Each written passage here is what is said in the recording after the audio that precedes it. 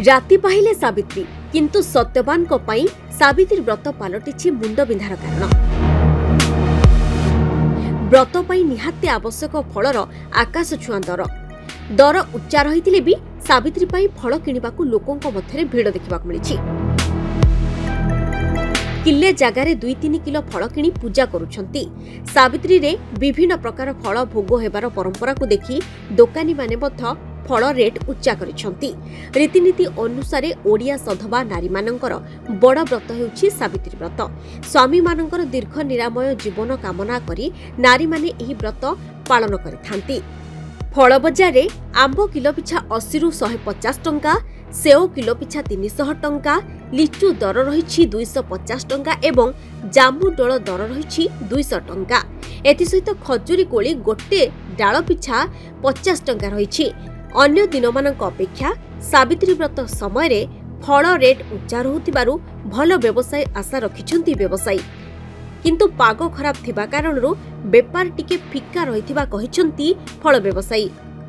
किछि नै गोटे कदली किले में भगवान शांति हेबे। एटा गोटे जो रूल चलछि एते प्रकार सेते प्रकार एटा ठीक न आज्ञा। समस्त किनि परिबेनी। आमे देखो आमे नौनु जेतरा आमे नौथुलो जेतरा थिला अबिका आमे नौनु ए जो कोन कंपटीशन मार्केट हे जाउछि ना एते फल से सेते फल आनिछि सेटा कोन भगवान कहछंती कि कंपटीशन मार्केट नि जार जति गछि सेति न तुमटा परिचय देबा पड़ियो फल नेले सब परिचय देबे।